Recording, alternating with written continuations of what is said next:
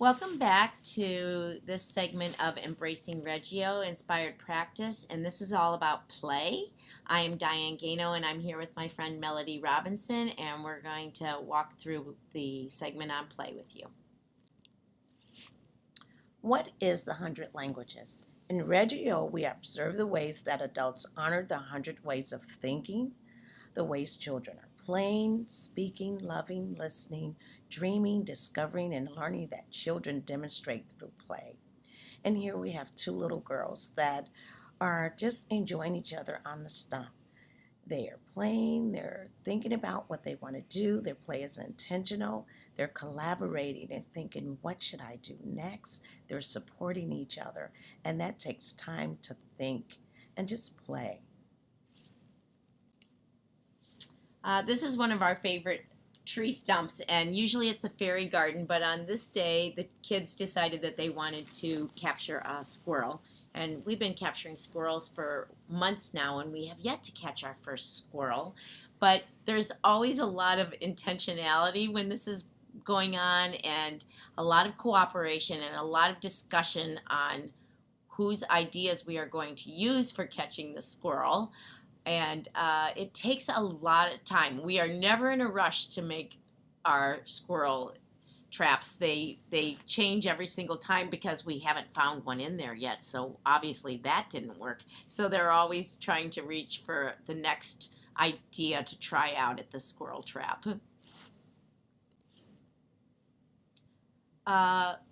Creative expressions through the 100 languages. This was a day that we probably needed to go out and play at the end of winter, and we took the musical instruments outside, and there was lots of singing and dancing and screaming because it had been a long winter indoors, and we just needed to get outside and have some fun. And you have those children that their way of learning best is through music, and you have other ones that are learning through the building of squirrel traps, and that's part of the 100 languages. Then you figure out which child, what learning speaks to them, and you work around that. Learning is an active process. You have to allow yourself time to play and mess about with the materials and with the children. And here in Reggio, we had an opportunity as adults to play, which was really awesome. And here I'm sitting, and a little story about this. They gave us different areas to play, and when I came to this area, someone had already chosen it first. And I was a little disappointed, but like children, I waited patiently for the person to leave that area. And I wouldn't move because I was so afraid that if I moved from that area, someone would get ahead of me and I would have to wait even longer. So imagine how children feel. And I waited, and I finally got my turn. And I was just really excited. I just messed about with the materials. I'm basically coloring on a slate with water.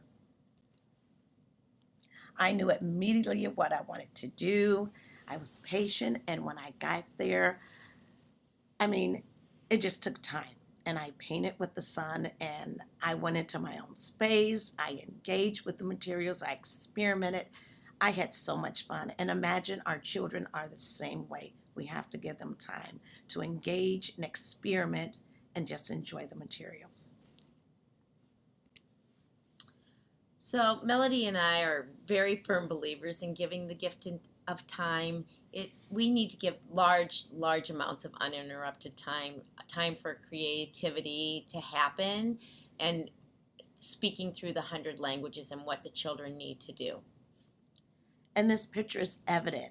No child or adult could do this in one day or 15 minutes of time or even 30 minutes. So they had lots of time to create with the clay that you see here.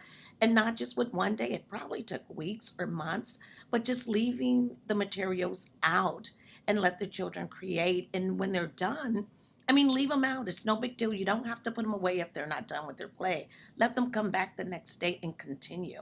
So they need that time. It's very important, and they learn so much. So join us for the final segment where we will take a closer look at the environment and documentation.